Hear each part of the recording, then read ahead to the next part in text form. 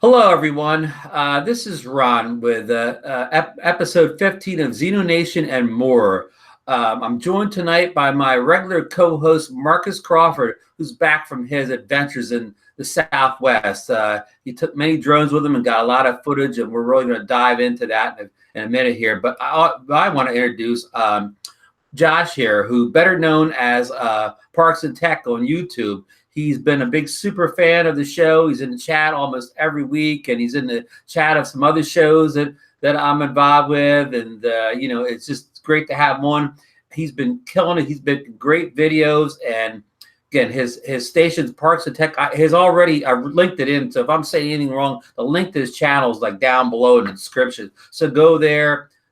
Subscribe, watch a couple videos. He has great content, and he's only at like about a little over 50 subscribers. His content is definitely better than like 50 subscribers. He should be, up to 1,000 in no time or whatever. So on that note, I'm going to throw to my partner, Marcus. He's going to give us a little recap to the trip, and then we're going to throw it to Josh, and we're going to find Josh's bio. We're going to find out what drones he's flying and everything. But Marcus, take it away, buddy.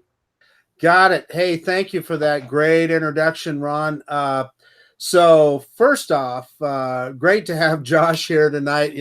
Fellow Anafi flyer, and then I see Ethan Mitchell's in the chat too. So we got a lot of Anafi folks here tonight. So that no doubt will be a subject of, I'm sure, a big subject of what we talk about.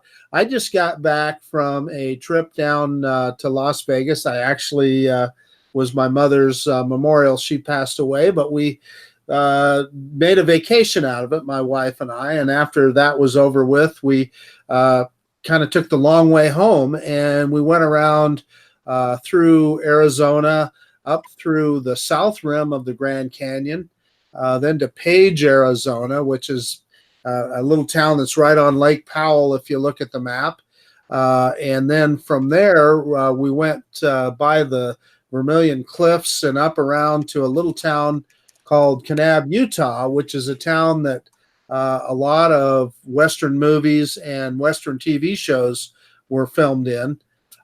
So I took 3 drones with me. I took the Parrot Anafi, and I took the Hubsan Zino, and I took the Mavic 2 Zoom, and wow, did I get some flying in. We probably didn't see as many of the tourist sites as most people do, because I charged every battery every night, and every chance we had to stop, we were putting drones in the air. And my wife Sarah's a good sport, and she was helping out. And yeah, so lots of video to come from that trip.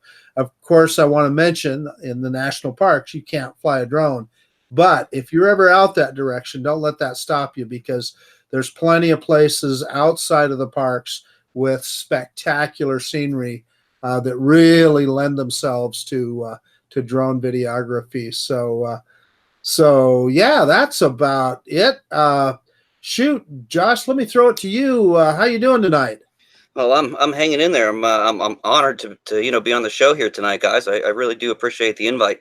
This is really big for me, and I've been watching you guys for since I started in January. Actually, I started researching different drones and so forth back at the beginning of last year, and I came across the Zino, believe it or not, and in the research, I ended up finding you, Ron, and you as well, Marcus. And that kind of leads into my very first drone, which ended up being the Hubsan Zino itself.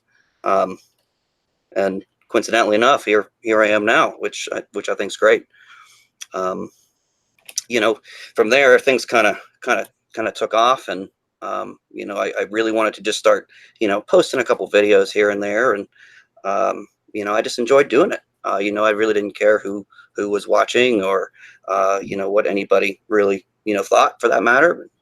Then it actually became something, and people actually liked what I put out.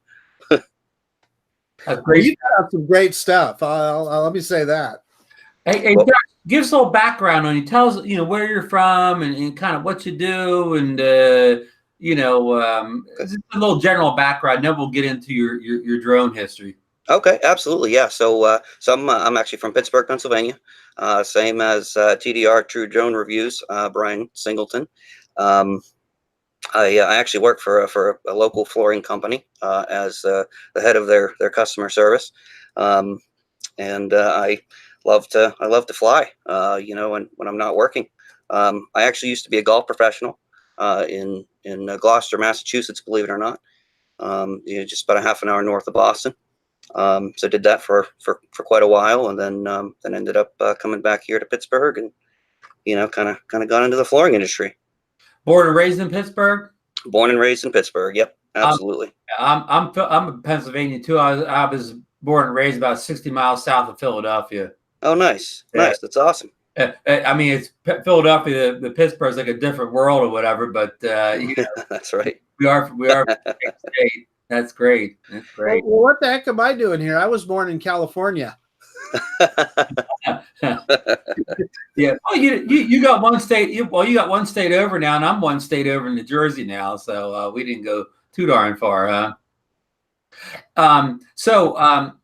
Back to your drones. So you started out with the Zino in January, and good choice. We say it's not the ultimate beginner drone because of the updates. You kind of have to know what you're doing with the computer. It's kind of like taking you back to, I don't know, Windows updates from the 80s or 90s, something like that. But I mean, as far outside of the update, I think it's a good beginner's drone. But what did you go to next after the Zino? So after the Zino, I actually ended up acquiring a Spark, and boy, did that was like night and day difference, just in terms of like stability and it was just very easy to fly.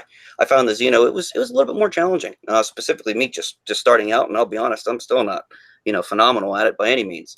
I still got a lot to learn, but that was so much easier. I mean, that thing almost basically flew itself. Yeah, that's a good point. I think, and a lot of the early criticisms about the Zino, not being stable, I think it was by people who only flew GPS drones, because I started out flying tool drones, completely manual drones. So, like I was always used to kind of flying. So in the early days when the Zino wasn't unstable, if you actually had to manually fly it a little bit, it just came a second instinct to me. Like I didn't really almost didn't notice it, because again, I'm used to always kind of manually flying a little bit, so that you had to correct it once in a while. It was kind of just second nature, but it still was a GPS drone in the sense that if it kind of got away from you, you could just return home and it came back. And even if it didn't land in the same exact spot, it landed like near you or whatever, which was, again, I never expected to be the Mavic Pro. I mean, right. I never with the expectation that I was going to get a $300 Mavic Pro. And I think that was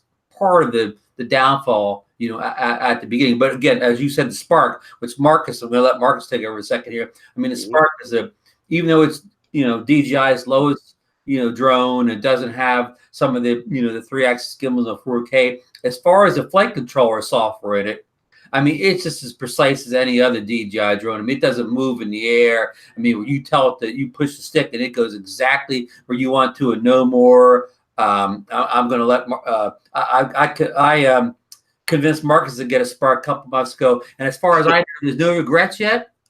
Oh man, Ron, I'll tell you, the Spark to me is one of the most underrated drones out there, and of course, it's overshadowed by its big brothers, right? I mean, it's bound to be. But when I'm traveling via airplane, that Spark is so easy to take with you. And it's so easy to deploy and so forth. It's perfect for that. And I really, in fact, when I got home from this vacation, the first thing I did was charge up the Spark and take it out for a little flight. But what I wanted to talk about was the Hubsan Zino. I got to tell you guys, with all of the hullabaloo and all of the press and uproar over that little drone, and I'll be the first one to admit it has had its share of problems, and still does, for that matter. I mean, look at this last firmware update was a disaster, but I freaking love that little drone, man. That thing is more fun. And I mean, I paid $299 for mine. I got it when they were doing their crowdfunding deal, and So, I got one of the first ones like Ron did, but now you can buy that thing for $250, and I'm going to be posting some of the video that I took with it in Arizona, and you'll just be stunned at the video that you can take with a $250 drone. Now, of course, we'll be able to tell the difference because we fly Mavics and we fly Anafis. Yeah, that's better video. There's no question about it. But for $250, it is stunning, and it's just fun to fly. It's not as stable.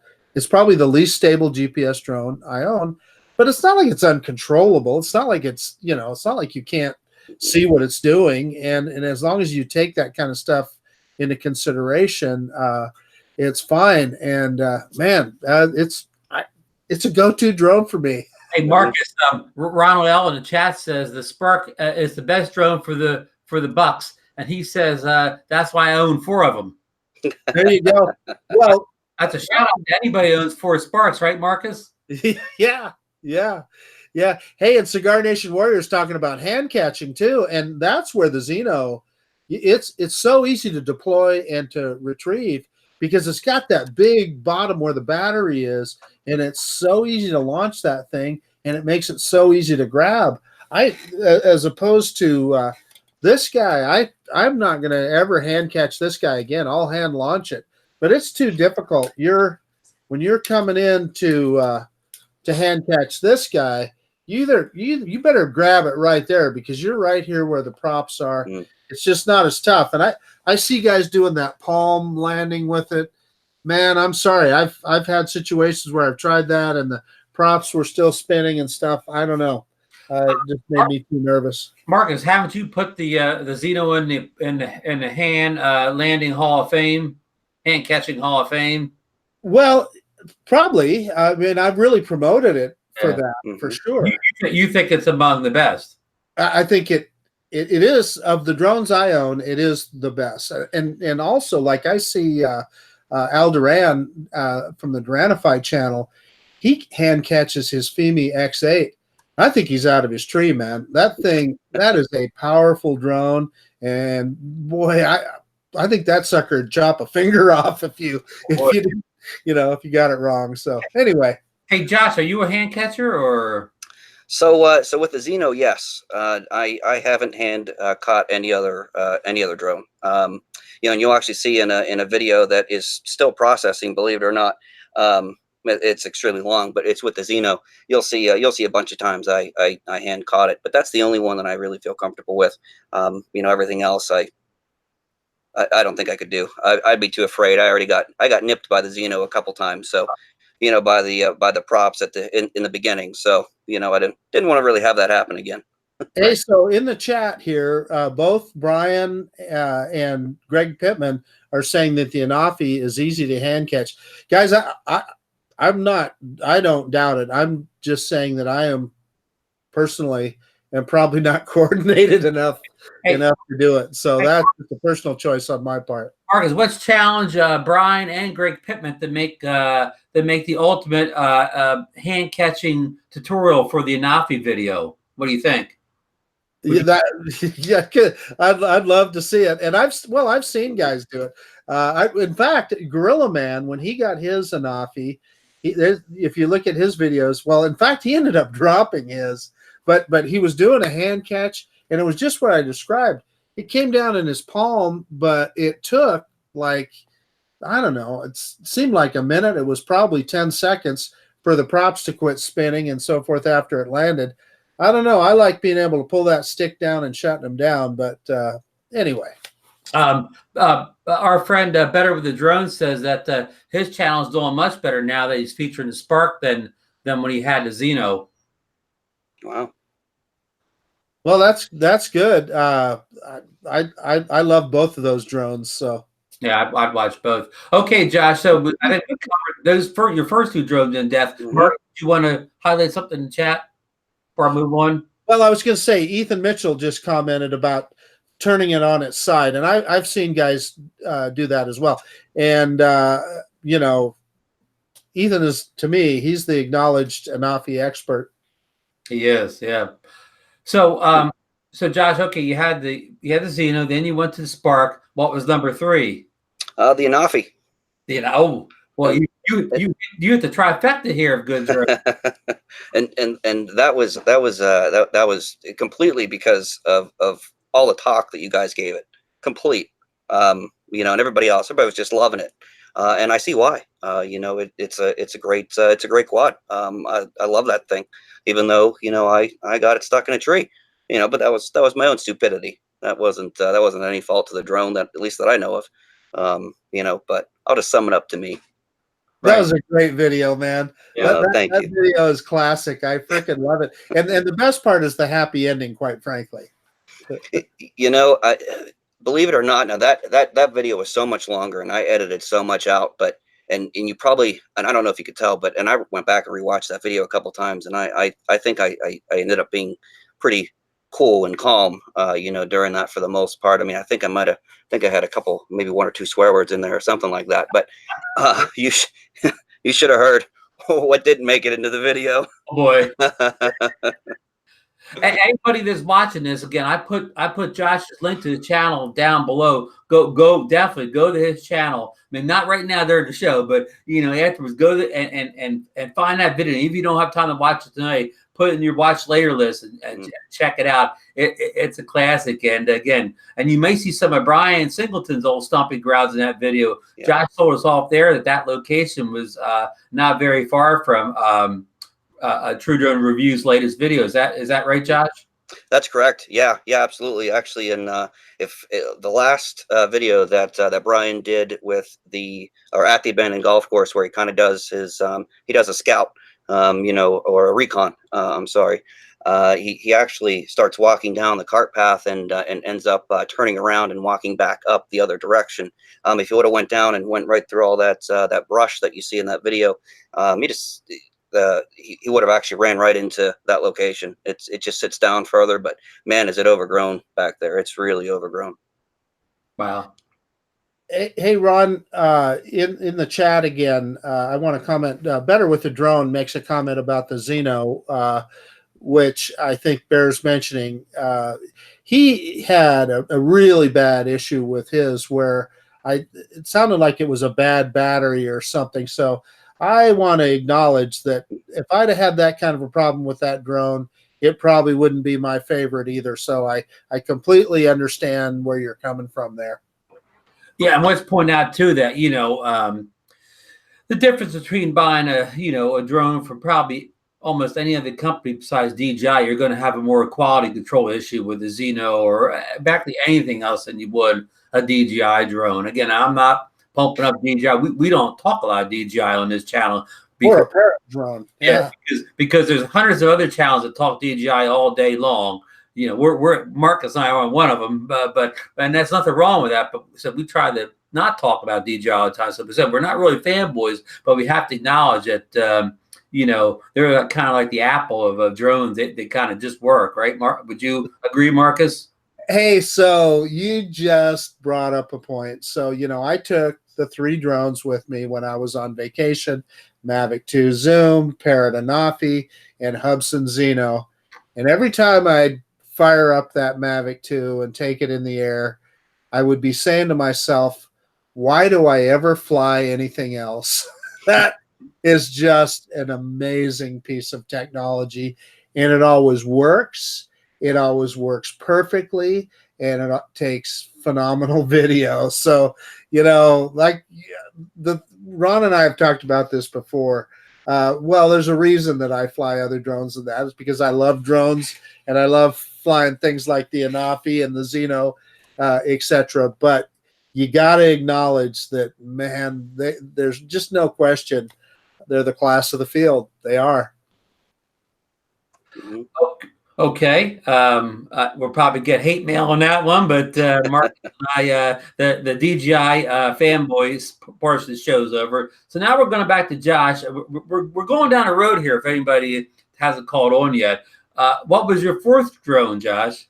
Well, believe it or not, it was the Mavic Pro 2. Now we're talking. Do you agree with the words that Marcus and I just said recently? They're so easy. They're so dependable. And you know what? I have to kind of correct what I said, and I apologize for that. It was actually the zoom. It was the zoom that I bought, but I swapped out the cameras. So Oh, whoa, whoa, whoa, whoa, whoa, whoa! Oh yeah, now that's a. Well, you just opened up a whole new. That. I'm sorry. No, it's great. No, it's good. That sounds that bears a whole special episode of ZinoNation and More. So you bought the Mavic 2 Pro. The zoom. I actually it's actually the zoom, but that I was able to. I found the camera relatively cheap on eBay, and I just hoped and prayed it was genuine, and it was. So I was able to swap them and have no problem, and haven't had any problem since. Cross your fingers. Hopefully they don't change the firmware. Okay, two questions. And if you don't want to talk prices, you don't have to. But what do you consider relatively cheap for a Mavic 2 Pro camera? I would say anywhere from, let's see, what did I see it? Anywhere from about 550 to like 800 is what I saw researching wise. Okay. That's a lot of money. It's a lot of money, no matter what, but it's pretty cool. It's worth it for me. How did you learn how to swap them? So it was a YouTube video, but I just don't remember. I don't remember the name of the gentleman who did it. He kept boasting, like 4 minutes, 4.5 minutes. That was all it took him, with no problems. And I thought, oh, okay, well, so it's possible. So then I kept watching his video over and over again to really kind of learn how he did it. And it's very simple. It is very simple once you do it once or twice, and you can go faster and faster each time. So you can kind of swap them almost on demand.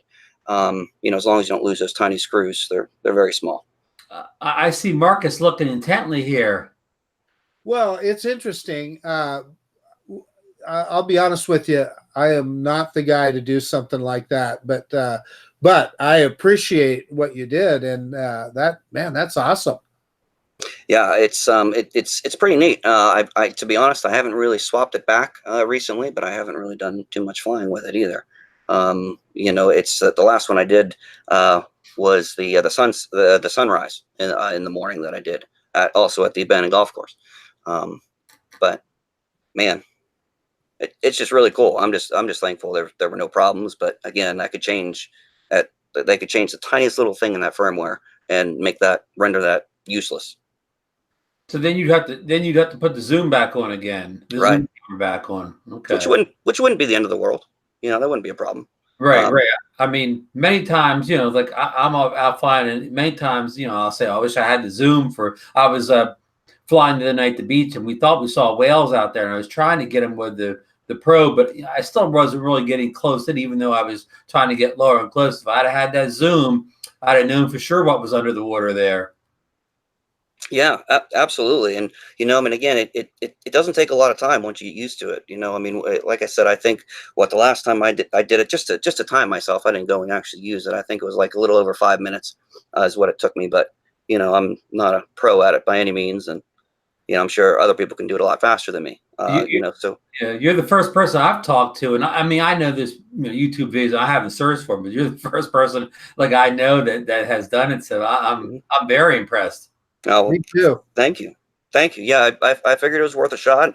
People said it was easy, and they're the exact same device. The only thing that was different was the camera. So, well, if you ever switch them back, I would definitely make a video about it.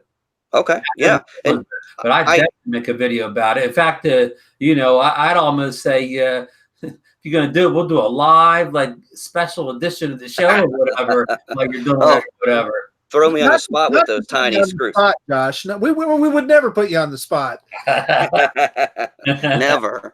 I have a feeling with those tiny screws, I'd be fumbling all over the place with them, specifically live. Now, I do actually have a video proving that it's possible on my channel. Now, I didn't actually do it on the video, but I do have the video on. There's one of my very, not very first couple videos. Well, yeah, probably first couple.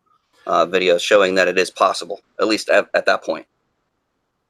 In the chat, Ethan Mitchell, who also, we called him our Nafi expert, but he also owns a Mavic 2 Pro. He says if you use the HQ mode on the Pro and punch in post, the image quality is almost as good as the zoom. I did in a video if anyone is interested. And while I'm speaking of Ethan here, I want to shout him out. He helped me out this weekend. I was trying to download the I don't want to call it a LUT. Ethan, what was the proper word for it? But I was trying to download the barrel distortion correction for the Mavic 2 Pro. If you shoot in anything but like, you know, regular mode, you get like a barrel distortion on the edges. You know, it's like a fisheye look. And there's a correction, but I kept downloading it and it wouldn't like run on my computer. He finally told me to put in a folder and what folder to put it in motion and whatever. And anyhow, he got me fixed up perfectly. So I want to again shout out Ethan for helping me with that barrel distortion correction software. And he also, between Ethan and G on that's Nemo on the Coast to Coast Drones Drone Therapy Show, they've convinced me to get rid of DaVinci Resolve and go with Final Cut Pro, and I thank them so much for that. But nice. Back to our regular scheduled program here. All right, Josh, what was your 5th drone? Oh boy, I have to think about that one for a second. Why do I even have to think about that? Well, we're thinking of the shape of the drone. Yeah, but we're trying to get to a certain drone here in the conversation. Well, you know it. You know what? Actually, color. Yeah. You know what? It's. Oh man, it was so bright, and you know, when I opened up the packaging, it was just so. It was golden, and egg shaped, and it was probably the best drone I ever flew in my entire life, and I forever will say that it is the best one. I mean, I saw it navigate all the way across your patio in the backyard. I know, and it was perfect. I mean, it's so easy to fly. Even my dog was trying to fly it. I saw the obstacle avoidance. It was like missing things. It sure was, and eventually it crashed into something, but that was only because of my own stupidity. But man, did that obstacle avoidance work! And that 4K video you get from it's amazing. Oh yeah. And the range, you can make it all the way across the room. Well, I know. Well, you remember my video? It made it all the way across that soccer field when I was chasing it. The water That's right. game. Yeah, the water game. I had that when I had to go outside of the fence to go and pick it up. I think, believe it or not, I think my neighbor was actually outside and might have seen me go and grab it, and I was like, oh boy, just crash it into the side of my house. Like, that's good. Just people seeing me, I crash stuff. The question is that, you know, the one that Ron started with, and then he sent it to me, and then I sent it to Bill the drone reviewer. We keep wondering where that golden egg is going to land next. You know, it's gotta have to show up someplace. I wasn't paying attention for a second. Did you mention it originally started with Brian Singleton? Oh, I did. That's right. It started with Brian. Yeah. I wonder if it ever got flown at that golf course. Well, I hope it didn't, because it might have. If it would have gone to those trees, it may have never got recovered, huh? Just see, I bet the golden egg, if it got stuck into a tree, it would know that it got stuck into a tree and somehow get itself out in the nest. That's right. Or maybe flash gold, and you know, you couldn't miss it. You know, I actually have something else that just came in as well. It's the Christmas egg. So it's not golden, but it does have a camera. Does it have upgrade? It has camera upgrade. It's upgrade. It's a V 2.0. It sure is. It sure is, and it says Merry Christmas on it. Well, are you going to save that one for your Christmas video? Hopefully. I was trying to get it out by, you know, Christmas in July, that type of thing. But I might have to now, or maybe I'll make my own Christmas in August or something. People shop early now, right? That is true. That is true. We'll probably be seeing Christmas sales here on sale or coming up in the next month or so. Marcus, could you see a Christmas egg in your future? Yeah. No. Oh, well, hey, watch it, Marcus. That may maybe sitting on your doorstep at some. You never know. That it might. Hey, I'll bet you Brian has one. I'll bet you Brian has everything. He probably does. He has a big egg, right? He does. He's got that great big one. What do they call that one? That thing is amazing. That thing is a monster. He should paint that gold. Yeah. Yeah. Yes, indeed. Wow. Marcus, you want to talk about your adventures with the Zino? Let me set the scene here. Marcus, had just got back, I think, on Friday, and he has a ton of video. So he posted, I believe it was this. For some reason, I don't get Marcus's updates. I find them all on Facebook. So I saw either last night or this morning you had posted your Zino video. You flew it in Las Vegas, Arizona, and then back home at is it Veterans Park, Heroes Park? I get Heroes Park, but that would be the Anafi. The Anafi, I interchange them. I don't know why. Understood. But Understood. So anyhow, I know what you meant. This was a very interesting video. I think it went for 38 minutes. So, you had to grab your popcorn, your drink, but it was worth it. And I'm going to let Marcus tell you all about it. So take it away, my friend. Well, what I was trying to accomplish, and I know there's a lot of Anafi flyers in the chat, so I really would. Oh yeah, hey, I should mention Brian's on there. He calls it the Power Vision Power Egg, and it really is a power egg. That thing is. If you watch his video, and I recommend that you do, man, that thing will move the earth when it takes off. Marcus, I would go so far as to say that's the greatest egg drone of all time. There's absolutely no question about it. That thing. Take that egg over to the golf course. Yeah. That's a good one.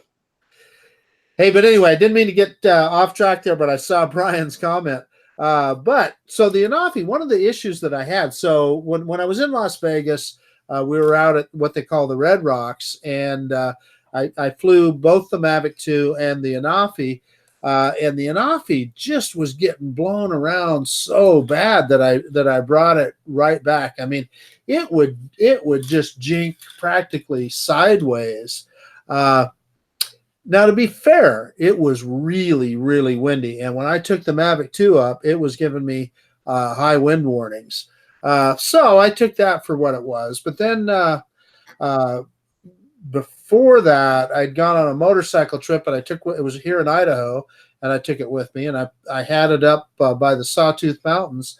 Same thing. It didn't seem like it was really that windy. It might have been at altitude, but I had several situations where, and I was in sport mode, by the way, where the drone would just jink back and forth, and even particularly on return to home, it did that. And then while on this trip, again, we were in Arizona, and there were just outside, probably 20 miles this side of the south rim of the Grand Canyon.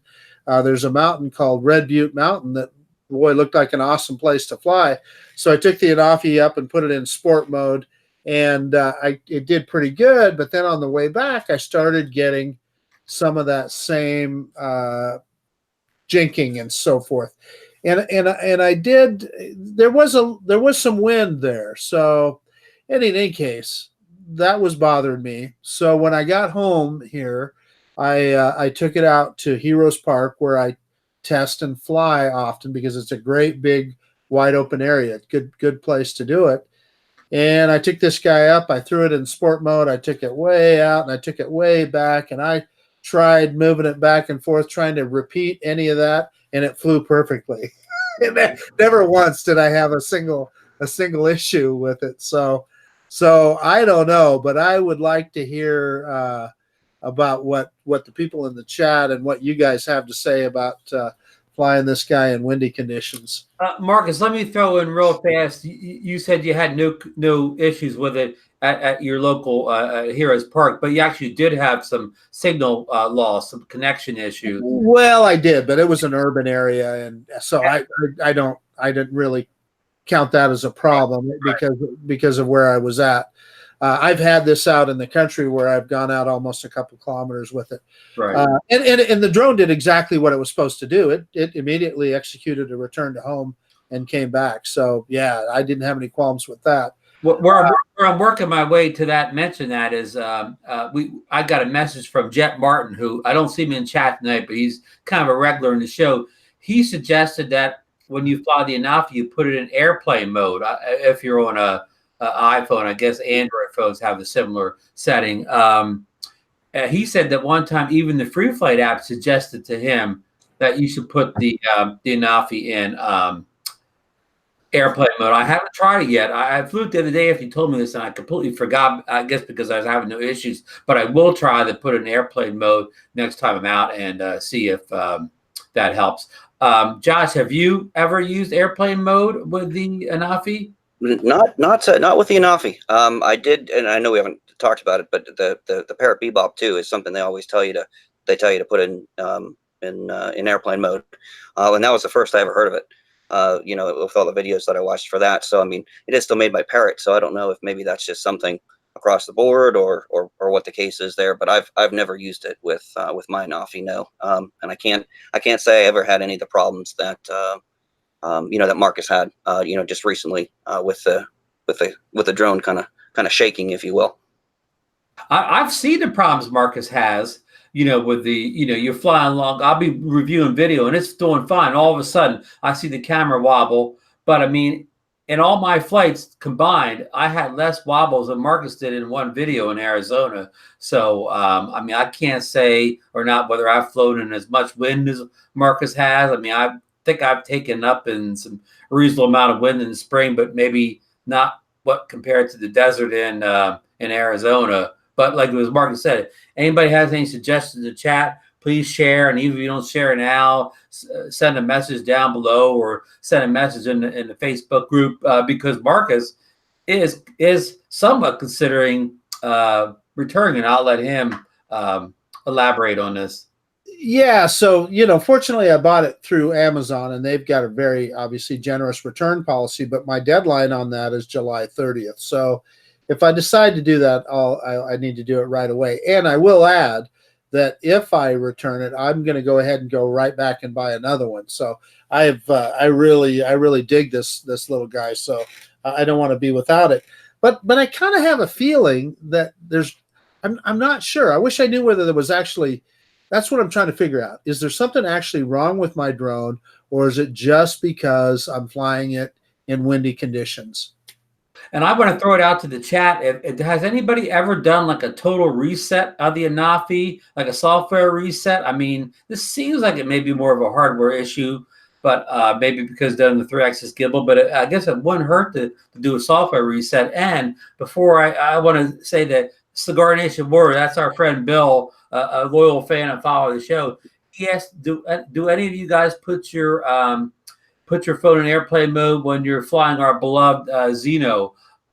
I don't, because for a $250 drone, I never have any connection issues basically with it. That thing is rock solid. I could fly it in the same locations I do the Anafi and have some of that signal loss or interference that it tells you at the bottom of the screen. But I could fly the Zino in the same day, basically one flight after another, and the Zino has no interference. So what do you guys think of airplane mode for the Zino?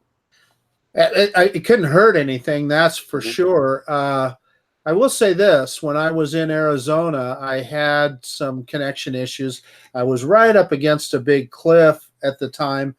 But what I did to resolve it was I had previously been flying, about a week or two before, been flying the Zino with just my phone without the controller. Oh, wow. So I think that the drone was confused and was trying to connect to my phone and the controller, and I think that's what was causing the connection issues. So what I did was I just went in and reset the connection with the controller in the app, and that ended my problems. Josh, have you ever tried with airplane mode or? No, I never put it in airplane mode when I flew the Zino. The only time I ever really had any connection issues was when I flew 300 feet straight above me, and as we all know, straight above you is no good. Okay. Right. So that's the only time. But it quickly came back. For the most part. I mean, it didn't actually return to home, but it just kind of went out for a little bit, and I mean, by a little bit, a short amount of time, and then came back, and we were good to go. So, no good straight above you. Yeah, it's no good unless you're flying the Mavic 2 Zoom Pro, whatever, the Mavic 2. No issues with that flying straight above you. Hockey stick, baby. And then you don't, the other drones, you have to get the antennas pointed to it. You could have the antennas pointing the wrong way, and you're still going to have good success with the Pro. That's right. Never had any connection issues there. I don't take them out very far. I haven't done any range tests or taken anything out as to their max or to their limits. But man, just I haven't had I just haven't had really any connection issues with any of the drones. So Josh, I did a series of videos here a while back. I don't know. I was last winter with the Zino where because so many people were complaining about flyaways, about all the problems with the Zino. So I just abused it. I tried to get it to fly away. I took it out to Lucky Peak Reservoir. I flew it out in the middle of the lake. I unconnected the phone. I turned off the controller. I did a bunch of different experiments. Yeah. That sucker came home every time. Every time. I saw that video, Marcus. I remember that. You did that more than once though, I think too, and a different video too, didn't you? I think I did, because what happened was in the comments, people were suggesting different ways to do it. That's right. So I thought, hey, okay, let's give it a shot. So my point is this: that Zino. You should always test your return to home and make sure it knows where home is. But there is almost nothing you can't do with that drone that it won't return to home. And the thing is, I think that applies to most of our GPS drones. I mean, I'm sure the Anafi is the same way. I bet you could throw that controller in the trash and the Anafi would come back home, and same with the DJI stuff. I mean, short of like, what happened with Better with the Drone, like where you legitimately, where you have a malfunction of some kind, like he had a battery issue. Obviously, those kind of things will be different. But other than that, there's, some of the early DJI drones, you heard stories about flyaways and stuff, but I just don't think it. I think for the most part, it's pretty hard to make one get away from you. To round this conversation out here, I think maybe, I don't know if I can do it tomorrow, but sometime this week I'll take the Anafi and the Zino out to the beach, and I'll fly both of them on airplane mode and see if I notice any difference at all. I guess just cache in your maps before you before you switch it over, so you have your maps there. And I'll give it a shot. Everybody's asking. Well, Bill, Cigar Nation Wars asked, and he asked about the Zino, and we mentioned Jeff Martin's comment about the Navi. So again, I'm going to try it out with both of them, and maybe you guys can do the same thing, and we can compare notes on a future show. Sure, absolutely. Yeah. You game, Josh? Absolutely. Yeah, I agree 100%. Right. I mean, that's what we're here for. We're here to test it out for you guys, right? We're going to test out, try to get some answers. I mean, I know, again, we may not be the three most knowledgeable people, on YouTube, but we can certainly try things out and report back, right? That's right. I built a whole channel on that, Ron. Right. We're stealing Marcus's format here. No, not at all. Not at all. It's yeah. I want to, I know Josh mentioned the Bebop too. We'll get into that in a second. But before I forget about it, because I forget things in a heartbeat here, I want to mention a story. Marcus and I talked about this off air, and not with Josh, but Josh probably maybe has heard about this too. We're talking about, other drones or whatever. The RC Sailors reviewed a drone recently. I think it was the Bang Toys X28 or something like that. They didn't even mention in the video, but I think that's what it was. And it just performed badly for him. Toilet bowling and not flying great and having a bad camera. And, they were saying that Nate said he thought he was done with these toy drones anymore, that they keep coming out with these. They got brushless motors and, they got GPS and they have good range, but, they always have something wrong with them, like a crappy camera, or like this one is a toilet bowl mess. And these things cost like $150 and maybe even a little bit better. And, I didn't put them there. And Kelly Shores also reviewed a little, like, was it a Potansic little drone, and it didn't even have brush motors. It was brushless motors, and it had GPS. It had a crappy little camera, and it was like $150. But where I'm getting to here is, I kind of agree with the sailors because, but for $250, you can go out and get the Zino. I mean, you get a 3-axis gimbal, you get a real camera, and I know people may say it's, it's not the most stable drone. It's gotten a lot better, and some of these toy drones, like Kolsky just did the F11 versus the Bugs 4W. He may have reviewed. It's a clone of the Bugs 4W. I forget what that's called. He was saying which one's better. Now, I didn't watch this video. I just saw the title. And I mean, they're going to tell me about how good these things fly, and maybe they're more stable than the Zino, but none of that makes any difference to me. If you put like this little toy camera on and the video looks so awful, you can't even like post it or anything. Like, do you guys have any opinion? Am I just rambling on here? Marcus, thoughts?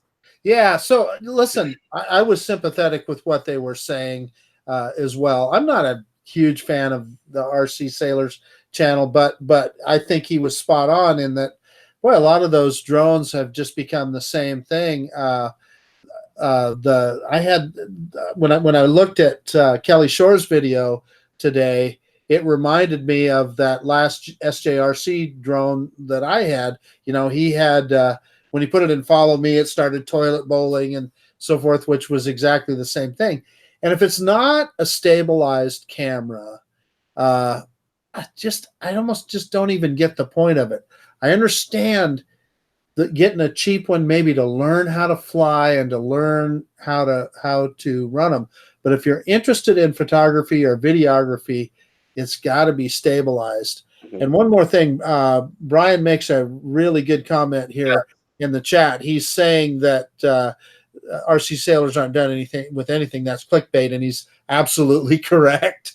Hey, that's their bread and butter. If you think they're going to quit reviewing toy drones, that's a whole other thing. But you're spot on there, Brian. But anyway, Josh, what do you think? I know Josh doesn't seem like he's had many toy drones yet outside of the egg, and I wouldn't consider the egg a toy drone. But do you have any opinions on what we just said, or are we talking crazy? I mean, I do watch a little bit of the RC Sailors, and I do see, I watch obviously Brian Singleton, True Drone Reviews, and he does a lot with toy drones, and that's where I get kind of a lot of my fix on toy drones.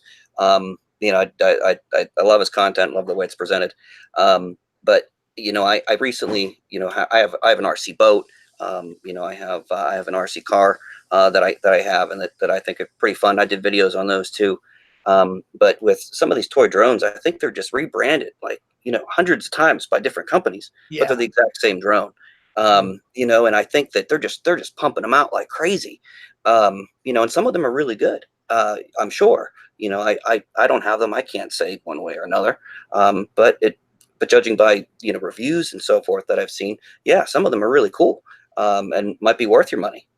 But. Well, let me kind of rephrase here. Speaking of Brian Singleton, I've got some of his drones over here. Here's the JJRC. I'll call it the tower drone. It does, as a camera, does like a 360, and he sent me another one. It's nice. Kating here. This one flies pretty good. The reviews are coming soon. I just like, whenever I want to do the reviews, it's too windy to fly them because these are brushless drones. So, I mean, brush drones, so they don't do too good in wind. But my point being here is these things are like, less than $50 drones or whatever, and they would be good for kids, first flyers, young backyard things or whatever. But what I'm getting at is, if you're going out and paying $150 or more for like a brush drone that has 20 minutes of flight time and has a range of 1,000 meters or whatever, why not just pay a little bit more and get one that has a real camera? Because all those drones, those F11s and Buzz 4W, they all have a camera that looks like my cell phone from 10 years ago. You know what I mean? The resolution's poor. It says 1080p, but it's 2 mega. If it says 1080p and it's a 2 megapixel camera, which these cameras are, that means it doesn't look good. You know what I mean? It doesn't matter if you use 2 megapixel camera, it's going to look like your cell phone. My first iPhone had it. Like, I had the very first iPhone in what 2008. It had a 2-megapixel camera, so they haven't advanced any further than the iPhone 1 as far as camera quality and no stabilization. I mean, like if you're going to make that much of a commitment, to 150 or better, I can't advise anybody just not to take that one step more and get the Zino. Again, is this crazy talk, Marcus? Hey, it isn't crazy talk. We've got some really good comments coming up here in the chat, Ron. So I just want to say for the record, Brian, please don't quit. Brian, please don't quit. Yeah, please don't. And I want to say to everybody, instead of watching the RC Sailors, watch True Drone Reviews. He really reviews and does a thorough review of the drones. And then Ron Levesque says he doesn't watch reviewers, which I can probably understand. And Cigar Nation Warriors makes a good point, talking about how toy drones are the bedrock of our hobby. And I think that's an excellent point, because a lot of people, and me included, I think all of us started with, maybe not Josh, but started with toy drones. I mean, that's what kind of got you interested in the whole thing to begin with. So anyway. Any more on this, Josh? Any more comments on my controversial referencing of the RC Sailors before we move on? No, I think I think that's I think you hit it. I think you hit the nail on the head. With that, and I don't doubt that there's not really good toy drones out there. For sure, but I just I'm not bashing toy drones. I'm not bashing toy drones. Oh, I have some sitting here. I'm just saying that these drones that try to be that are almost there, to being like a Zino, but don't have the camera. I just don't see it anymore. Exactly. When you get above $150, why would you not just spend another $100 and get the Zino and actually have a real camera drone instead of something else? I will say that one of the best or the coolest GPS drones that I had is that Vizio XS812, which you can buy for like $69 or something. Get the cheapest. They offer several different camera levels on it. They're all crap, so just get the cheapest camera. But as far as a little brushed GPS drone, man, that thing, I'm just even going to go out on a limb and say it flies more stable than the Zino, and the follow me function works really good on it. And that if somebody came to me and said, listen, I'm not sure I want to fly a drone, but I'd like to try a GPS drone, I would point them towards something like that Vizio XS812, and understand that, hey, you're going to fly it 4 or 5 times, and then you're going to know whether you really want to get a camera drone or not. Right. Good point. Brian Singleton said in the chat here that he says, Marcus, I'm putting together a hand catch video now. So Brian, when you finish this hand catch video, I want you to come on ZinoNation. You just tell us, and then maybe we can even premiere it like right before the show or something like that. What do you think, Marcus? Hey, that's great. And Greg Pittman just said the same thing too. He's going to put together a hand catch video. So Greg, I don't know if you would like to come on the show, but you guys put that video together and we'll have you on the show. And again, maybe you could premiere your videos right before it, or maybe Marcus will be good enough to play a clip of them in the show or something if we get our technology up to that point. But wait, we want to go back to Josh here. He mentioned the Bebop 2 a little while ago. Would you happen to have a Bebop 2? I do. Yeah, I did one flight so far, and I have that video posted as well. On my channel.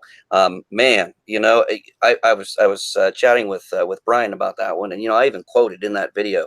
He quoted it as the most underrated drone, and I gotta agree. I mean, in my research of everything back before I was even searching for the Zino, I didn't really hear too much about it. I didn't really see too many videos about it.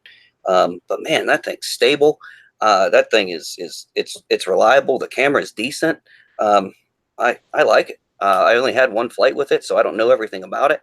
But man, it's fun. It's a fun flyer. And correct me if I'm wrong here. It has digital image stabilization on it. That's correct. Yes. Yeah, it does. It has one what is it? I think it's a 180-degree camera on it, I think. Correct me if I'm wrong, somebody in the chat, please. But so it does still allow you to, you know, pan up and pan down, but it's all through a 180-degree fisheye lens, or something up there like that. It's pretty neat. Yeah, I saw your video, and I've seen other videos, and I'm really impressed with the you know, the stabilization on the drone and the camera quality for a drone that only has digital. So you know, that it is quite remarkable. And we touched on this story a little bit last week, Marcus. You weren't here, but Parrot has discontinued all their toy drones, I think, including the Bebop series, and only concentrate on the Anafi and I guess the Anafi Thermal. So I mean, Parrot has made a lot of great. Well, the Bebop, I hate to even call it a toy drone, the Bebop too, but I mean, all their little. Brian sent me a little like Mambo type Parrot drone, and it's a great little thing. It has an optical flow way before other toy drones had it, and you know, it's just a shame that they're getting out of the again.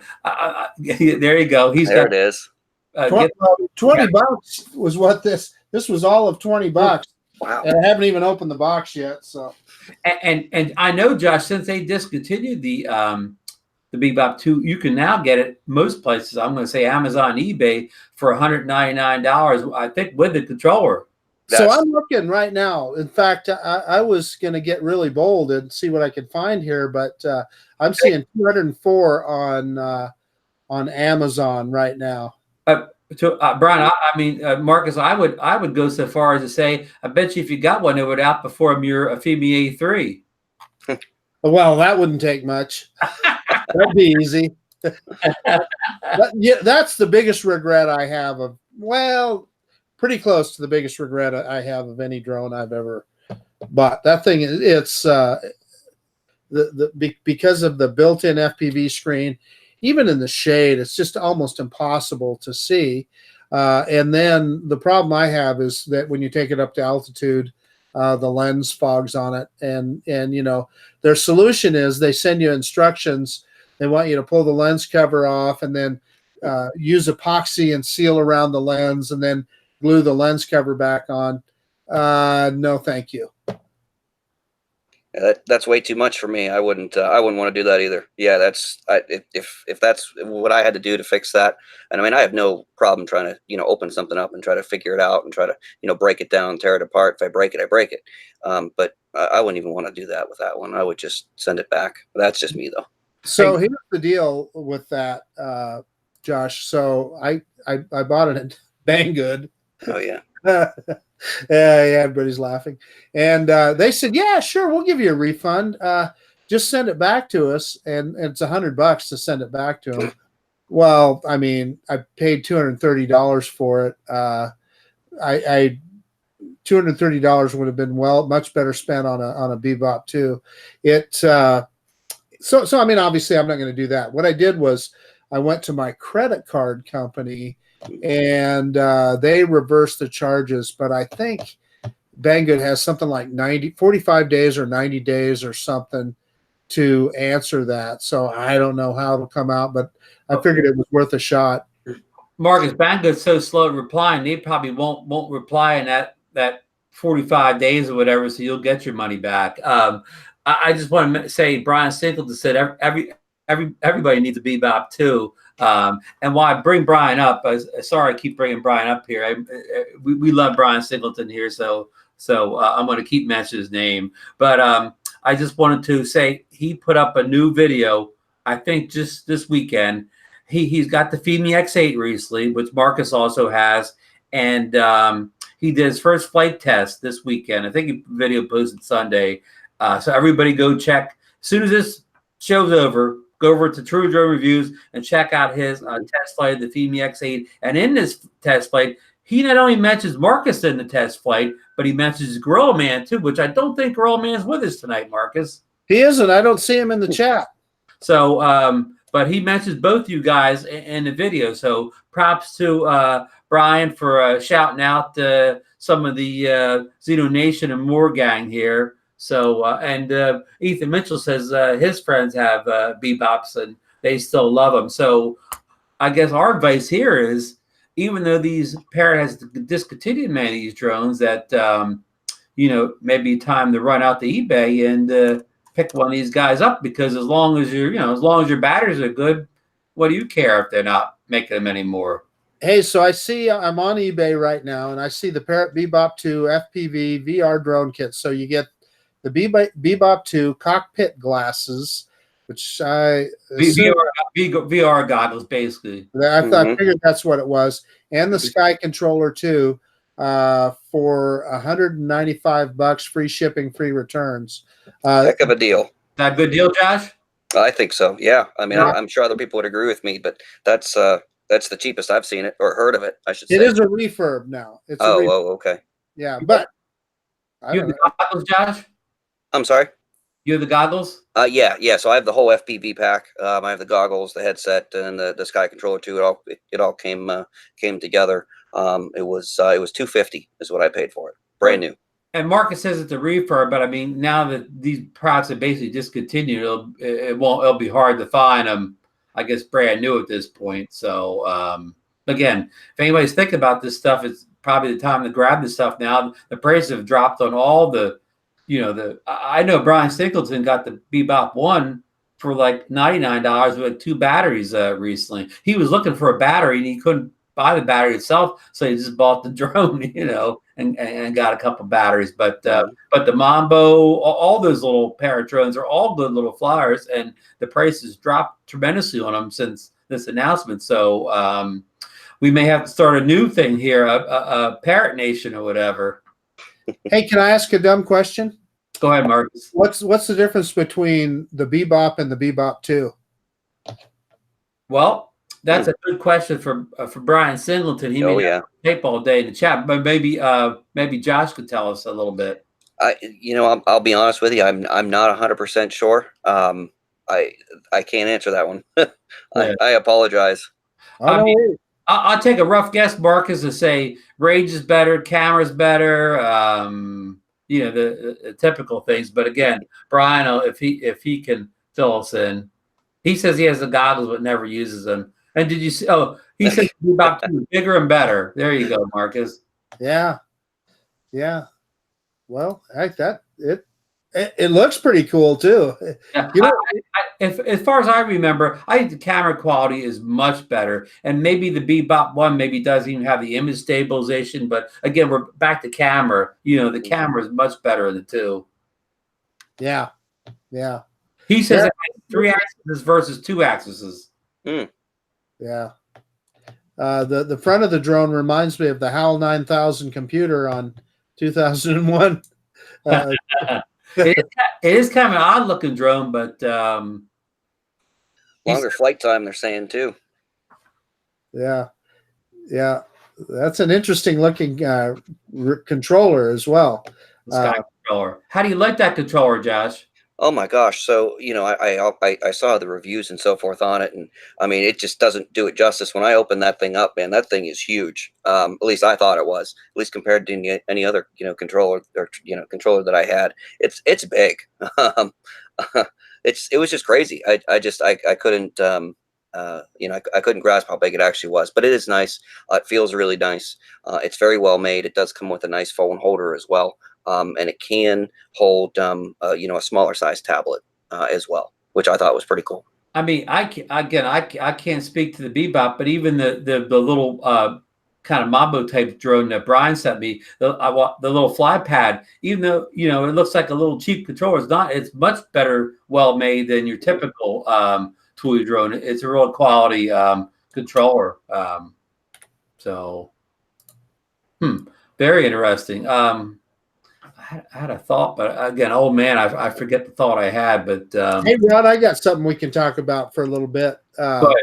So one of the issues that I've been having with I've got an iPhone XS, and if I'm out on a warm day it doesn't take long for it to heat up, and it starts dimming the display.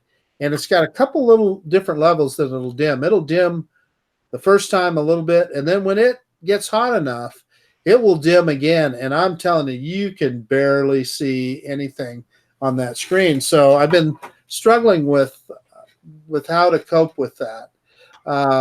And what I did was recently, Curtis Dart had one of those 7.85 Crystal Sky monitors for sale. Well, he had already sold his, but he put me in touch with another friend of his. So I'm buying that 7.85 Crystal Sky monitor from him. And it's not the ultra bright one that's 200 nits. It's just I can't remember what they call it, the bright. It's 100 nits.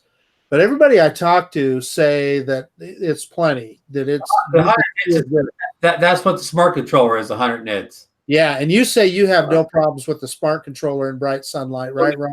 On the beach at 1 o'clock in the afternoon, in the sunlight, I can still see it fly fine. Yeah. So the other thing I'm thinking about with it is because it's basically an Android tablet. That's basically what the Crystal Sky monitor is. Will I be able to load like the Parrot flight software on there, the Hubson flight software on there, the apps, and use it with those too? So when I get it, I'm going to try all of that stuff, and I'll let you guys know. But that's been a big issue for me. How about you, Josh? Do you ever have those kind of problems? No. No, I'm so sorry. Yes, no, I absolutely have. I mean, out in bright sunlight, I can't see. And I use a separate phone. Matter of fact, I have it right here. I use a separate Android phone for when I'm actually flying.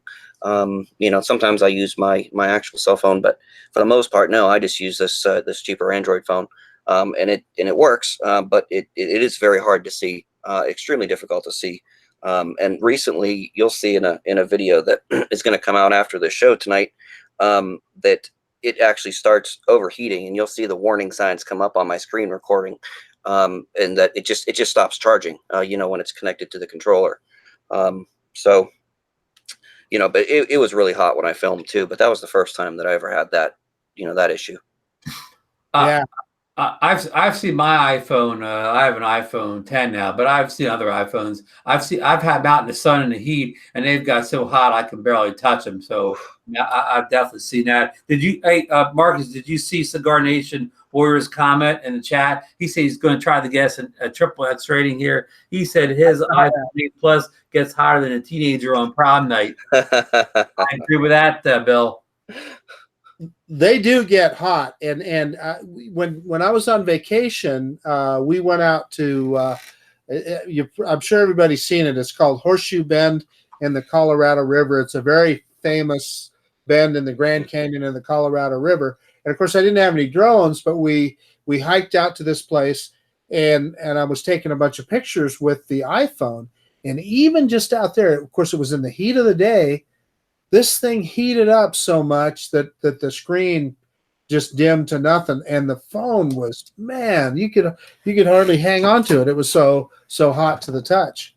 Here's a good tip, Marcus. I mean, this doesn't do any good when you're flying a drone with it, but if I'm using a phone and it gets real hot, like I turn it off. Like that's the only way to get it cooled down fast. Just turn the thing off, and it'll cool down much quicker than just, I don't know, putting it in the shade or something like this. Is turn the thing off. Again, that doesn't do you any good when you're flying a drone. Yeah. And I've seen the screen dimming you were talking about too. I mean, not to the severity you described, but I've seen the dimming happen. And like you said, when you're flying, do you think the Crystal Sky will not be as hot as the iPhone? And I guess I can see your point. It probably doesn't have near the processing that the iPhone has, because it only has to do a few functions. It's just doing one task. And I should also add that most of the time when I'm flying with this iPhone, I'm also doing a screen recording. So no question that adds to the load on the phone. And I looked on Amazon, and they make little cooling devices that stick to the bottom of it. They're like gel or something. that I assume they're probably just big heat sinks. I'm sure is what they amount to. So, I don't know if those things work very well or not, but I'm going to try that Crystal Sky, and it'll be fun to report back on how that works, and also if I can use it. Ron in the chat is saying that he says you can side mount other apps. So man, that'd be awesome if I could use that thing with my other drones. Man, that would really rock. The only other concern I have is obviously when I'm making my videos, I like doing a screen recording so that people, when they're watching the video, they can see what I'm doing on screen. So I know that's a little bit more difficult with an Android product than it is with iOS, but those are just things to figure out. Hey Marcus, I got a comment and a thought. Maybe the suggestion we set for the Anafi, putting it in airplane mode, would help with the heating issue, because if the iPhone if it wasn't communicating with the tower and downloading information to all the apps that require all the time, that may take a little pressure off the processor, so it may keep it a little bit cooler in the hot sun. Well, that's a great point. I didn't think about that either. Right. I mean, I'm not saying it'll work or it won't work, but it couldn't hurt. It couldn't make it any hotter. And the second thought was, if you get the Crystal Sky model, I mean, well, not if, when, how will you do? Can that do screen recording on its own, or if not, how will you do screen recordings in the future? Well, I don't. That's what I don't know, and I see people using that. I think they call it DU recorder or something like that on Android. Right. So I don't know. That might be something that's worth a shot.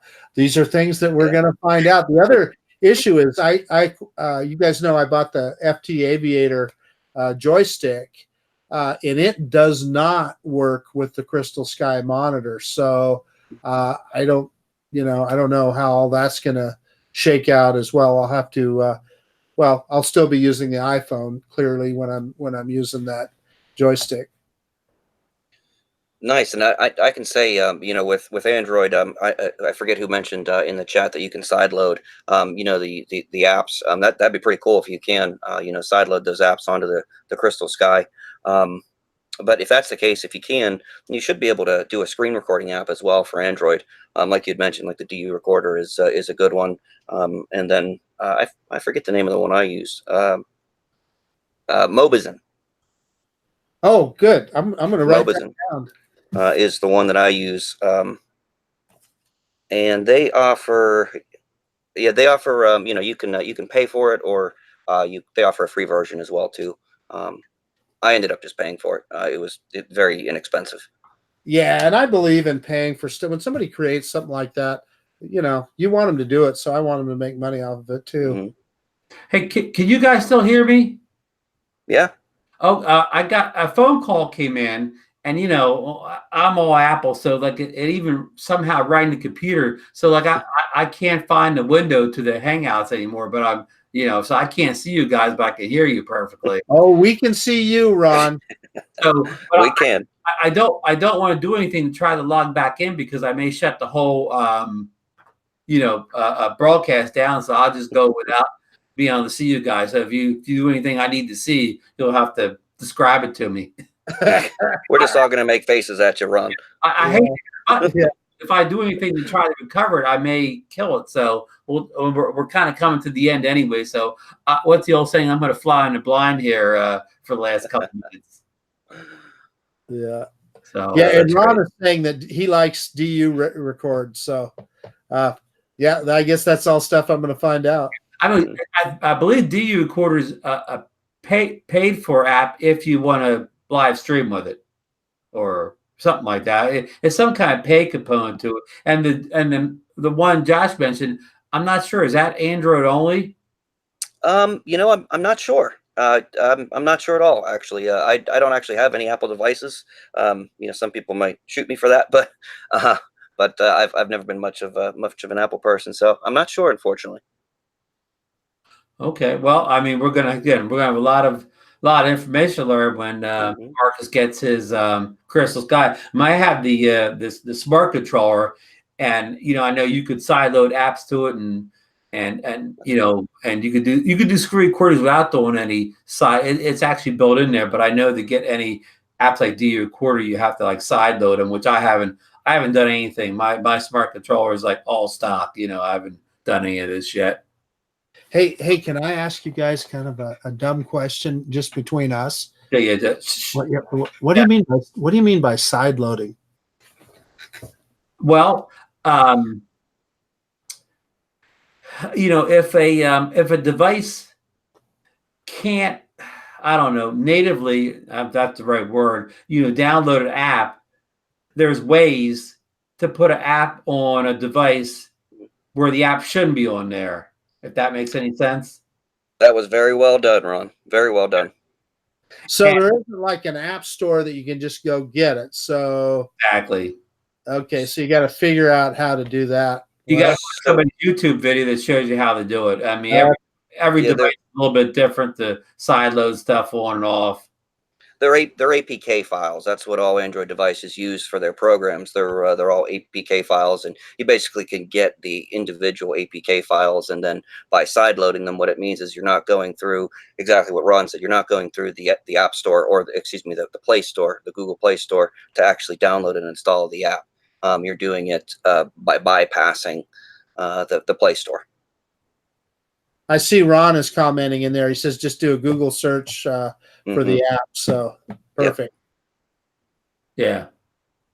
So yeah, and then Brian answered too. So I displayed my ignorance there. But in my defense, I've been an iOS person for a long time. Well, you know, ignorance actually it displays you're doing the right thing and not downloading apps that shouldn't be downloaded. I don't know if there's a way to download. I don't know if you can sideload on iOS anyways. Yeah, I'm sure you can. I know you can jailbreak them, right? So I'm willing to bet there's. Yeah, you're right. With jailbreaking, I guess you could sideload an application, but without jailbreaking, and you know, jailbreaking doesn't do a whole lot of good because then you can never update your software again until they come up with the jailbreak for that version of the software. Yeah. So you know, that jailbreaking an iOS device is kind of unwise unless it's something you have to have and you don't plan ever to update the device. Counterproductive. Right. There's more downs to it than there are ups. Again, in the early days when what was it when Apple with the first iPhone or maybe the second one, you could not do that thing where you could use your phone's internet device to power another device. What do they call that? You know, like right now, you could take if you have an iPad that doesn't have a LTE connection, you could just use the data from your phone on your iPad. But that Tether. Pardon? Tether. Thank you, Josh. But that you couldn't do that on maybe iPhone 1 or iPhone 2. So at one point, I did some kind of a hack. Do that with my phone. That's the last time I ever did any hacking of the iPhone was to get that tethering to work. But old story. The other thing that I thought about doing, I've got an iPad Mini 4, and you know, I haven't used it in a while. So would that heat up as bad as the iPhone? I don't know, but you know, it's kind of a moot point now because I've got that crystal sky coming. So which may or may not work with only your DJI devices, but be anxious. And if that's the case, then that's it. I mean, I'd be happy as heck to be able to use it with the Mavic. Man, that would still rock. Both of you guys have. I mean, I've played around with it, but have you guys, ever used tablets on a non-DJI device with any real success or satisfaction? I mean, I've tried it with my Spark. I haven't tried in a long time, but I could never get the Mini 4 to work with the Zino yet. And I've done it with some other devices, but I've always gone back to the phone. Do you guys have any experience or thoughts? Yeah. So I can talk about that. In fact, I did a video on it, Ron, where everybody said that you couldn't fly the Zino, that the Zino the Hubson app would not load on the iPad Mini 4, and it does perfectly. And I flew with it, and it flew perfectly. I have not tried it with the Spark. I guess everything else I've used it with. I mean, drones. It'll work perfectly with the Spark. The software is not the issue. It's just that, you take the Spark out, you intend to be kind of mobile and compact, and here you're putting this oversized tablet on it. That's the kind of counterproductive, but it will work. You just it worked great with the Zino, I can tell you that. And I like, actually, I used to use it with the Mavic, and I don't know why I stopped, to be honest with you, because it just fits perfectly in those arms when they come out. It stays in there and works well. It does, yeah. So, go ahead, Josh. Oh, I'm sorry. I was just going to say I don't really have any experience with using a tablet. I've just always used the phone, and it's always worked for me. And I already have enough of a hassle lugging everything around. I don't need to lug anything else around. We can all relate to that. I mean, when I used to fly the Phantom 4 all the time, I always used the iPad Mini with it because, again, everything else is big case, big drone, big controller. It seemed like the iPad Mini was made for that. That big setup or whatever. You just look more professional when you had the Mini on there rather than your phone. But even on the Mavic Pro, I bet you I lean more towards using the phone than I did the tablet. But like Marcus said, the iPad Mini fits perfectly in the Mavic Pro's holder, even the Mavic Pro 1. So, again, I did use it, maybe half the time, maybe a little less than I did the phone. Just because I was going kind of with like a mobile setup, so kind of felt more appropriate to use a mobile device, see if that makes any sense at all. Yeah. Hey, so Ron, should you you got a plug for Rotor Talk Live tomorrow? I don't even know what I hate to display my ignorance again, but I don't even know what the subject is. I don't know the agenda for Rotor Talk Live tomorrow night, but as soon as I do know it, I'll post a link in ZinoNation and my other group, RC World. Last week we had my good friend Tommy Poland, and we talked about the Aviator controller because Bill just got one in for review, and they kind of compared notes on it. So that was last week's show, and you and Bill the Drone Review did a special episode on Friday night concerning a supposed DJI FPV drone that Bill discovered the patents for. But now, since then, Drone DJ theorized, again, we're all theorizing here, that they're not putting out a FPV drone, they're putting out a FPV camera and transmitter. So again, this is all speculation from all sides. I mean, except they have put patents in, that's for sure. So that's kind of the latest on that. Did you see that, Marcus? Yeah, I saw the same thing. And you know what? That kind of makes sense, doesn't it? Because of course, we're not FPV guys, but though they many of them build their own drone. So if DJI came out with the best camera and the best transmitter, boy, that would make a lot of sense. And it's phenomenal, the video that those guys are getting on those things now. Yeah. They fast like that. They don't get any jello because they're flying, real fast, so the wind's not like messing their video up like say the toy quads would. And back to the camera for a second. One of the most popular cameras for the guys with I don't know all the inches, the 2-inch, the bigger, not the whoops, but the bigger FPV freestyle racing drones. They used to love that real Hero session camera that GoPro discontinued. So if DJI would make something in the same form factor and maybe even better quality than that little Hero session, it could be a big hit because as we know, DJI has decided to take on GoPro in the action camera segment. So, I mean, again, this is all speculation, but it could be possible. Yep. Yeah, anything's possible. And I think it'd be great. I think it's a great move if that's really what they're doing. To get into that side of the market, because I think we all, I know I kind of got excited, even though I'm not an FPV guy by any means. I got kind of excited just because it was a new product and they were entering another market that they've never entered before. I mean, look at the RoboMaster S1. Right. I wasn't expecting that. No, well, much to the chagrin of many in the community, people want Spark 2. They don't want the S1 robot, or even a lot of people don't even want the DJI FPV drone. They want the Spark 2 and their Phantom 5, and that's not that these products aren't the top of the wish list of many DJI fans. But I digress.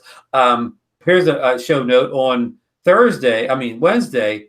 8:30 p.m. Eastern Standard Time on Drone Therapy. We will have Scott. Say his last name for me, Marcus. Parazinski, and let me tell you, anytime you get a chance to listen to Scott Parazinski from Fluidity, the maker of the FT Aviator, listen, because he is a fascinating guy. If you want to feel bad, you talk about an overachiever. The guy is an astronaut. He's a surgeon. He was on 5 shuttle missions, did the longest spacewalk of anybody ever. He has climbed Mount Everest, and now he's making the FT Aviator, which, if you listen to him, is just the beginning. He wants to use that kind of joystick technology for many, many things other than just drones, including surgery. So interesting guy, and that's probably a show you won't want to miss. Marcus, can you give us a status update on the arrival of your FT Aviator controller? Yeah, so I should have had it by now, but I got an email from Scott, which I appreciated him reaching out personally. And basically he said, listen, they had a mix-up at FedEx. Evidently, FedEx took 2 pallets and they shipped them all to the same place or something. It was a FedEx is doing their fulfillment, and evidently they made a mistake, so it put them behind. But I am thinking that by next week or shortly thereafter, I should see that product, and I'm really excited about it because I've talked about it many times. I acknowledge I'm not the best stick man there ever was. In fact, I'm not very good at all. I do my best, but I'm not. I see the things that you guys do, and I'm just not even in that league. But that joystick, it prevents what they call cross coupling, and that's always been a problem for me when I am trying to raise or lower an altitude. It seems like I'm always doing an inadvertent yaw one way or the other. And same thing if I'm trying to pitch forward, I am inadvertently rolling one direction or the other. So I'm looking forward to that FT Aviator, and it should help a hack like me resolve those kind of issues. Josh, have you kept up with the FT Aviator news? I've seen a little bit about it. To be honest with you, I'm still trying to get a grasp on the regular transmitters and so forth before I ever even try something different. Marcus, I can tell you that I think I have had that problem too, cross coupling. And I'm glad you explained that to me again. Actually, I know you explained it before in some other shows, but I unfortunately just didn't remember what that was. So thank you for that. I appreciate that, and I think I might have that some of that problem as well. Ron never does.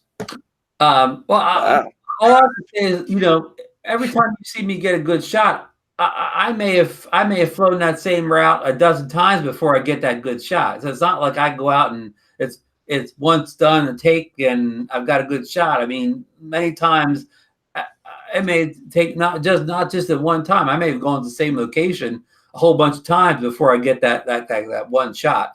So okay, Ron. So you're being humble, but But let me tell you, I've seen the reveals that you do, and I see those runs that you do down the beach and stuff.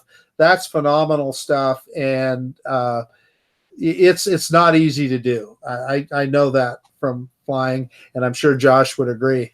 Yeah, absolutely. I don't think of myself as being anything more than an average pilot, but I guess any credit would go, I think, to me flying all those toy drones, which they were so hard to fly just to keep them from crashing. Whatever. I guess I learned something from maneuvering various toy drones over the years.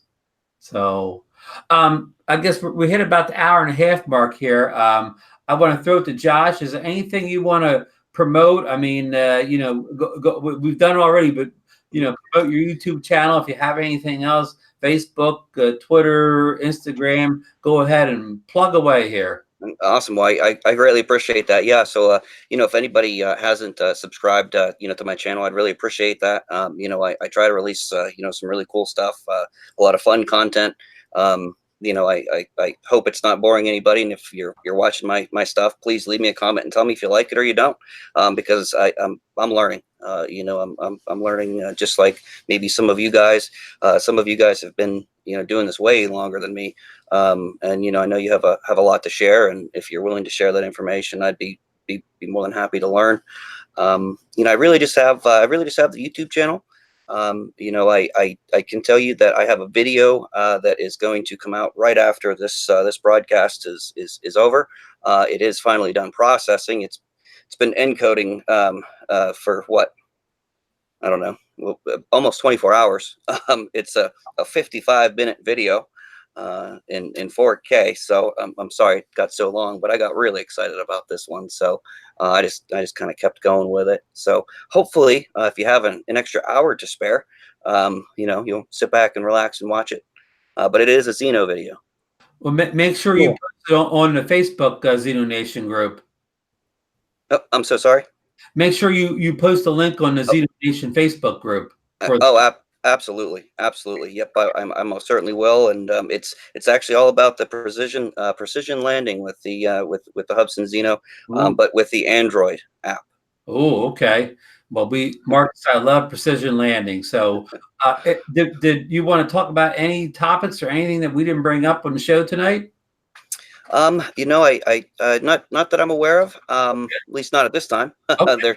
We could most certainly save some for another show, I'm sure. Definitely. Well, we said we were so glad to have you on. Like I said, we love your support. You've been with us since like the beginning, and Lil's the show. I mean, you even sent me a note that you were going to miss a show because you were going to a concert. And Cigar Nation Words, he even sent me an email apologizing that he missed the episode. And because of guys like you, that's the reason we do this show. I mean, we're not trying to be the biggest show on YouTube, or we don't care if we have a million fans. It's just, we just have a small group of people that really, like what we're doing, and like you helping contribute to what we're doing. I mean, Marcus and I are learning from you. I mean, that makes it all worthwhile for me. It really does. Again, thanks for being on, and we're definitely going to have you back. I mean, we're going to get you on the schedule again if you would come back. Oh, absolutely. Yeah, it's been an honor. It really has been to be here, with you guys tonight, and be on the show. And it's been a blast. That was probably the quickest hour and a half ever. I'm glad you enjoyed it, and I'm going to kind of say my closing notes. I'm going to let Marcus close the show out tonight. Again, I just want to thank everybody for being here. We had a good group, a lot of our regulars in the chat here. I've kind of shouted most of them out already. Cigar Nation Warriors, Better with the Drone. Ronald L was here. Keep going back. Mikey B, the Drone Ranger, was here with us. Of course, True Drone Reviews. Ethan Mitchell was here. He had to leave, but he was here with us. Scrolling back, we had Lynn B in here with us. My buddy Dave G, Perth West, OZRC was in here with us for a while. It's morning for him. He just got up. So Nemo, that's from Drone Therapy was in here for a little bit, shouted us out. So I don't want to keep scrolling back to try and end the show, but if I missed anybody, thanks for being in here. And, it was great to have my partner, Marcus, back with me, even though Bill, the drone reviewer, did a great job of filling his shoes last week. And I don't really have too much to promote this week. I just posted a video this weekend from the Mavic 2 Pro where it's like a minute long, where I kind of got this shot where I come in from the ocean, like over the beach, and you can see I'm on an island here where I live now. You can see the bay in the back and the bridge and the lights in the ballpark. But I kind of did that thing where I shot it in like, of course 4K, but I put it to D-Log M, and I edited it in Final Cut Pro and used lots of Ethan Mitchell was a big help with all this. And it was kind of a dusk, and the bigger sensor, the Pro, really, help bring the stuff out that would have been in the shadows in the original Mavic. But check the video out. It's only a minute long. So, it goes fast, but it's kind of gives you a good sense of what it's like living down here at the shore. So on that note, we did all our plugs. So I'm going to throw it over to Marcus to close us out for the evening. Hey, okay. So for my part of it, I'm going to be pumping. I've got a ton of a video that I took when I was in Arizona and Utah and Nevada. So I'm going to be putting out some videos there. So look for that. But then more than that, Josh, I appreciate you coming on tonight, and I urge everybody to check out Josh's channel, Parks and Tech. He's got some good stuff. He's got a really cool video where he got the Anafi stuck in the tree, but it has a good ending, and I really felt the drama with you, Josh. That was really a good one. And then I also want to urge everybody, as you know, and I always call them out in my videos, I'm a big fan of the Drone Seekers.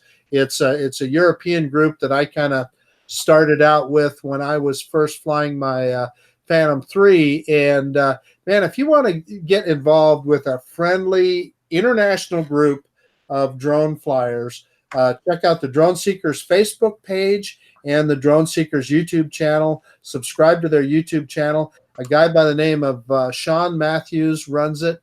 They do meetups and all kinds of fun stuff. So I urge you to do that. And yeah, that's about all I got. What I always say is just relax, have fun, and fly drones. And I guess we're out, huh, Ron? And I want to double the thing for the Drone Seekers and Sean Matthews. Great group of guys, great channel. Go over there and sub them up, watch a few videos. I love Sean's videos. And Marcus, I want to shout your video you posted, your 38-minute special. You had the greatest soundtrack. It sounded like the soundtrack from a lot of the John Wayne movies I loved as a kid. I mean, I don't know where you got it, but it was perfect for those desert shots. So that one. It was awesome. Yeah. It's the most recent one I did. That was the 1812 Overture, which Cigar Nation Warriors would know, would I'm sure recognize that one. And that actually is available on Google. I expected John Wayne to walk up right to you at any minute or whatever, and say hello, partner, or whatever he used to say. That's right. So that's all I got. So I guess we're gonna say goodnight, and we'll be back next Monday, right, Marcus?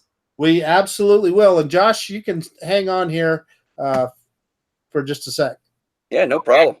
Good night, everyone. And this, I don't know if I can ever find a stop button for this, so this may go on.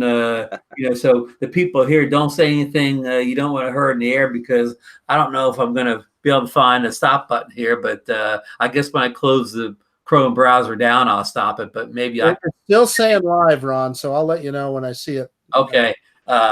So good night, everybody. Thanks for joining us again. This may not be the technical end of the show, but it's the official end of the show. Good night. See you next week. Shoot. I have a little button up here for Hangouts, but of course, it's offering me to log back, to log in, but obviously I'm still logged in. So, yeah.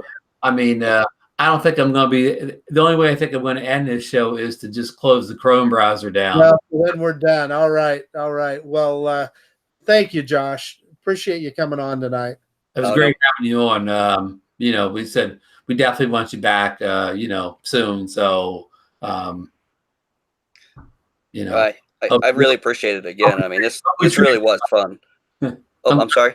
I hope we treated you well. Oh, you sure did. Oh, yeah. Oh, excellent. It was really, really fun. It was really cool to be on here. And, you guys are awesome as always. You know that. I love the show. I love what you guys put out. And, I love your content. And man, are you guys nice and just helpful and supportive. And I haven't met anybody I didn't like yet so far. It's so awesome. Just a great community. It is a great community. I totally agree. Well, thanks, Josh, and that $100 gift card will be coming in the mail saying all this stuff. Oh, awesome! Well, I'm sure that's going to go on Marcus's credit card. The buy button. DeMarco was talking about your buy button on 2 shows last week, Marcus. Oh, was he? Yeah. Oh gosh, I got a rep I got to live up to now. Yeah. And Josh, I forgot to pump your appearance on Drone Therapy in 2 weeks. Yeah, on the 8th, I believe it is. Let me double check. 7th, August 7th. Sorry, Wednesday, August 7th. Whoever is still listening to us rambling here, Josh Parks and Tech is going to be on Drone Therapy August 7th, 8:30 p.m. Eastern Standard Time. Don't miss it. I'm sure it'll be a great show. We kind of warmed you up on this one, right? So now you're ready to go, right? Oh, absolutely. Oh, yeah. Just got to be making live appearances left and right, signing autographs before you know it. Oh, yeah. You're going to have to, probably get a bodyguard to get the fans off of you going to work tomorrow when you can't get out of the backseat of the limo, right? And that's right. Carpet to your hey, Ron, Mike B is saying double tap the home button, whatever that means. I hope you understand. Double tap the home button.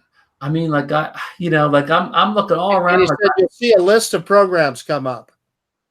Huh. Like on a Mac, I've done a thing where I've swiped back and forth to see all the open apps and I mean, it's still live here someplace, but darn if I can find it, Yeah. I mean, I've hidden Chrome, and there's just nothing left. I mean, the only 2 apps I have open on the whole computer are Chrome and Final Cut Pro, and obviously it's not in Final Cut Pro. So I know, like on a Windows computer, I could pull up Taskmaster, but yeah, I mean, there's a way to see the open apps on a Mac, and I've done it. And again, it's only 2 apps open. I think I use. Like, I don't think I really use the Chrome app. I use the Hangouts out. I use just the Chrome extension. Yeah. Hey, Mike is saying he thought you were on your phone. So yeah, Mike, he's on an iMac. Yeah, I'm on an iMac using Chrome. So again, and the top of the browser here, I have my little, I'll call them Chrome extensions, and I see the Hangouts one, but I push it and it acts like I'm not on a Hangout. It wants me to log in, wants me to log into a Hangout. So again, it's no big deal. Once I close Chrome, it'll be over because it's the only thing I have going. I don't know. Close it. Let's find out. You never know. I could just not close anything, and we could just go like a telethon, right? Yeah. That'd be a great telethon. I said I'll never be. And what will we raise money for? The Ron Brown Drone Fund. Yeah, I like it. I like it. I like that a lot. I don't need. I'm overburdened now. I don't need any. I hear you, brother. I don't need any. That's funny. I think all 3 of us are. I forget which app I'm using sometimes. Yeah. So anyhow, this is the craziest end to a show ever. Ron can't end the Hangout, all because I got the phone call and I'm all Mac, but like if the phone rings, like all my computers and iPad all ring too, if that makes any sense. And yeah, wow, yeah. Hey Ron, so like on a PC you can alt tab between programs. You can't alt tab on a Mac. Well, you know, I don't know, but you know, it's another way to see all your open programs, and I've done it. Like, I don't know where this window exists now, but it's not in like in the open apps. Huh? That's It's interesting. so strange. Yeah, Yeah. again, I think it's because it's not. I don't really have the Hangouts apps per se open. Well, let me go in and open the real Hangouts app. I think I'm using the just the extension. We forgot to mention the show. I was going to say, like, if we're not there next Monday, it's because Hangouts quit and we don't have a backup plan yet. Hey, you just did, because everybody can hear you. That's right. We still got 7 watchers right now. Still 7 people. Okay. So you people, if we're not here next week, it's because we didn't listen to Build a Drone Reviewer and get that other software. Zoom, $14.95 a month. Oof. Oh, wow. We got to have a free version of that. Oh, Probably not, though. Yeah. The thing is, I think Zoom is for commercial applications, and I suspect that there'll still be a version of Hangouts or some such available for this kind of thing. I'm not doubting our friend Bill. No, of course not. He knows a lot more than we do, but I just have the sneaky feeling that next Monday night we'll open Hangouts is going to work just like it always did. You know, again, I'm basing that on no information at all outside just a gut feeling. Guess what, guys? I don't even have the Hangout apps per se on the computer. I think like months ago, I think I got a message saying we're going to transition you over to the Chrome extension. I think I just deleted the app, so I can't be running the Hangouts app because I don't even have a Hangouts app on this computer. Huh? Oh, wow. Somehow it just, the phone call just somehow did something to Chrome where I can't see this at all, but it's still running. So I mean, it's odd, but hey, so what if you go up in the corner of the Chrome window, and there is the toolbar up there. The 3 dots, if you click on that, does it show you anything? I can see tab, new window. I don't need a new tab. I don't need a new window. I can see maybe if I go to history. Yeah, I wonder, but so I just thought maybe it might show something special there for Hangouts, but it doesn't, huh? No, in the history, of course, it only shows websites I was at, and I haven't visited any websites here, but it's Hey, so what about under More Tools? See the More Tools down there, and click on Task Manager. Okay, got it. Yeah, see, I see Hangouts in there. Okay, let's see here. Okay, I do see a tab for Google's Hangouts. So I'm clicking it now,